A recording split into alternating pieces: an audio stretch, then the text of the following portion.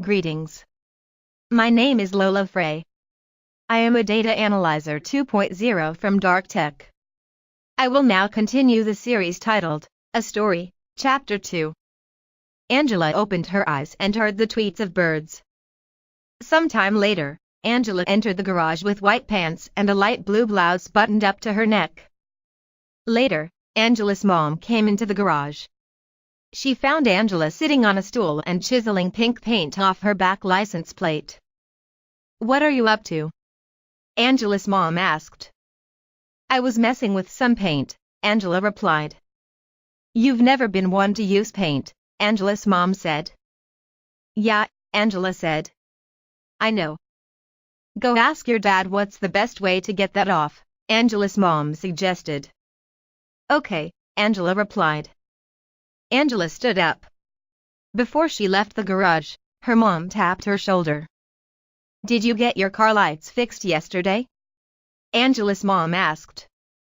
"That's the first thing on my to-do list," Angela assured. "Okay girl," Angela's mom said. "You want me to get your dad?" "No," Angela said. "Just ask him what tools I should use." In the afternoon, Angela drove herself to the shopping center. She parked her car and walked to the food court. Once at the food court, a girl with short, red hair called out to Angela. The girl was sitting at a table with a bowl of chips and dip on it. "Hey Casey," Angela greeted as she sat down. "You didn't text me back last night," Casey said. Angela apologized. "No worries," Casey responded. "So what are your plans for today?" "I just had my lights fixed," Angela said. "Now that my car is situated, I can just focus on work." "You have work today?" Casey asked. "I just have an errand to run for work," Angela replied. "I don't have to come in today." "I am glad you have a day off," Casey said. "You've been on a roll since you graduated. When were you moving out?" "Next month," Angela answered. "I'm quite excited." "I bet you are," Casey added. Casey ate a chip and watched as something caught Angela's eyes. Casey turned around and saw a girl in a black dress with white patterns. "Doesn't that dress make her look gorgeous, Casey?" Angela said. "Don't you have one like that?" Casey responded.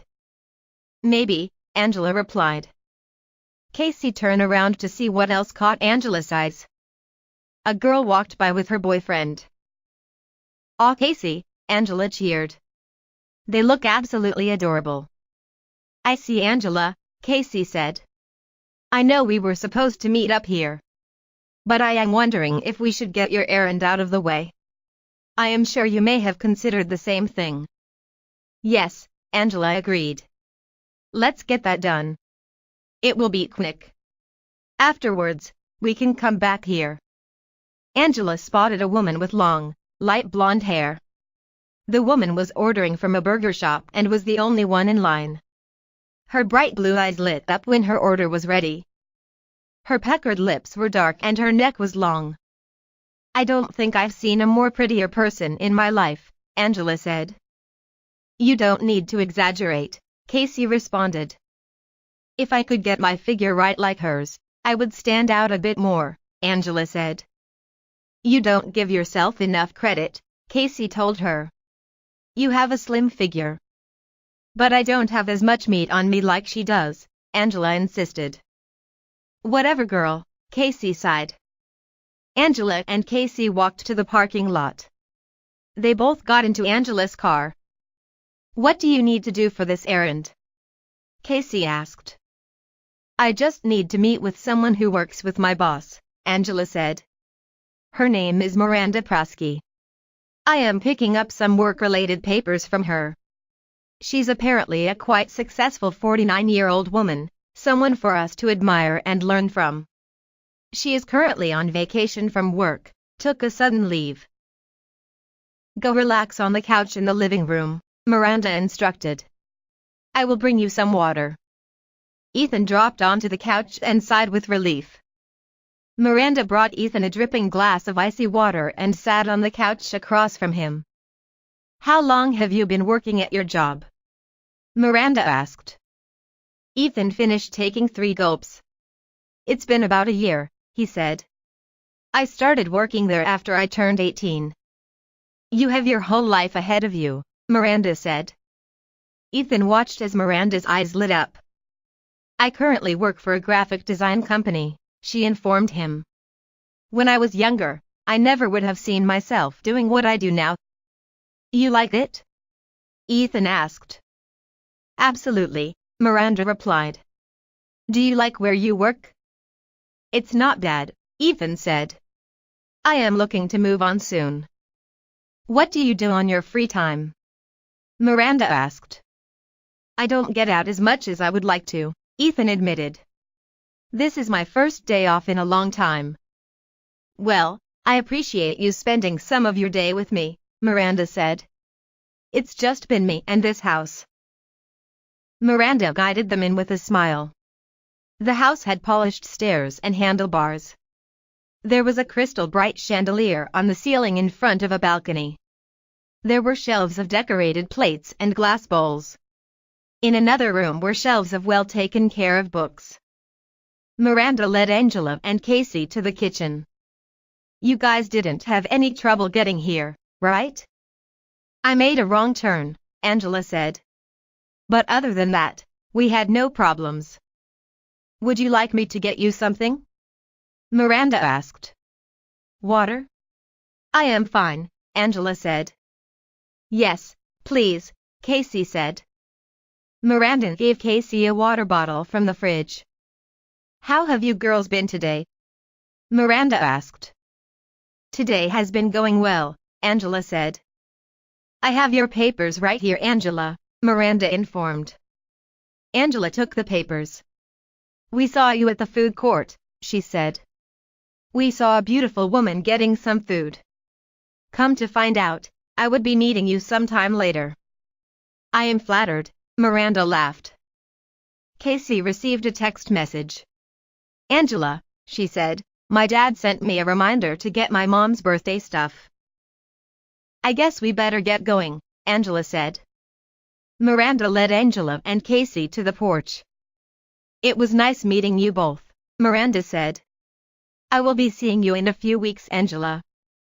Angela and Casey waved as they walked to the car. Miranda closed her screen door and smiled as Angela and Casey drove off. Miranda closed her front door. She walked to her living room and sat on the couch. After she turned on the TV, she flipped through the channels. She checked her phone. With a smile, she walked upstairs to her bedroom. Miranda stood in front of a mirror behind her bedroom door. She held a white dress to her body and looked at the dress intently. "Another time," she said to herself. She changed clothes and came back to the mirror wearing jeans and a black top. She puckered her lips and looked confidently into the mirror. With her hands on her hips, she smiled. Miranda grabbed her keys and walked to her car. She checked her phone as she started the engine. Her faint humming could be heard over the radio. Once she parked, Miranda got out of her car and started walking through the mall. She wandered to a clothing store between a toy store and a game store. Every so often, her eyes glanced at the time on her phone. After a few minutes of looking around, Miranda exited the store. "Have a good night," an employee cheered. Miranda made eye contact with a young man with curly brown hair who walked out of the gaming store. He had a name tag and the logo of the game store on his shirt. Miranda made her way to the mall's exit, following the young man. As the young man went outside, "Excuse me?" Miranda said. The young man turned around. "You work at the game store, right?" Miranda asked. "Yes, ma'am," the young man replied. "Do you think you can give me a discount?" Miranda laughed. "I would have to check on that," the young man said.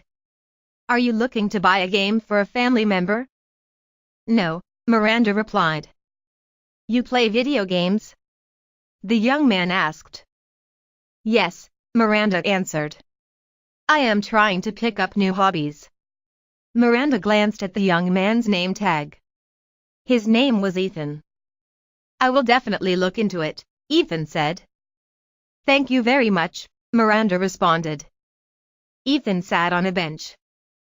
Miranda approached Ethan as he yawned. Hey, Ethan, right? Miranda asked. Yes, Ethan said. Are you waiting on a bus?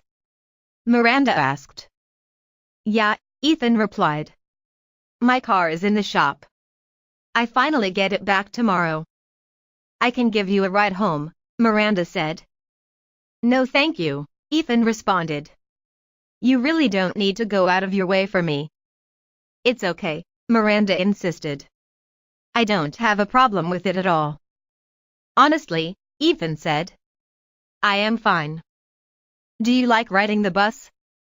Miranda asked. Not at all, Ethan said. He stood up and stretched. Okay. I realized that I could really use a ride. Because of the bus routes, I would be getting home later than I would like to. I appreciate it. Miranda led Ethan to her car. They were driving on the road moments later. Ethan rested his head back. Long day at work? Miranda asked. Yeah, Ethan replied. Feel free to roll the windows down, Miranda said. Ethan caught a breeze and sighed. This is a nice car you have, he said. It looks really good. I've had it for 6 years, Miranda said. It's always good to keep a car in shape. It pays off. Ethan guided Miranda to his home. The car arrived to Ethan's address. The car stopped by the curb. Hey, thank you, Ethan said. I never got your name. You are welcome, Miranda replied. You can call me Miranda. It was nice meeting you, Miranda, Ethan told her. Hey, Ethan, Miranda said. Are you good at fixing things? Yes, Ethan answered. I am pretty capable. That's great, Miranda said. Things have been difficult without my husband. If you are willing, I would greatly appreciate your help. I will pay you. I am fine with that, Ethan replied. Do I need to bring any tools? I have the tools covered, Miranda said. Miranda took out her phone. Input your number, she told him. I will text you the address. Ethan handed back Miranda's phone. Ethan's phone buzzed. He took a look at the text and his eyes widened. You live there? He blurted. Yes, sir, Miranda said. I've been in that neighborhood for 20 years. Huh? Ethan said. 20 years? You were a teen when you got the house? No way, Miranda laughed. My looks have fooled you. I am 49. 49. Ethan repeated. That's amazing. I thought maybe you were 32. Genes are something else, Miranda smiled. You're telling me, Ethan added. I am off tomorrow. You can let me know what time works for you. You can stop by at your earliest convenience, Miranda said. Miranda drove off as soon as Ethan entered his house.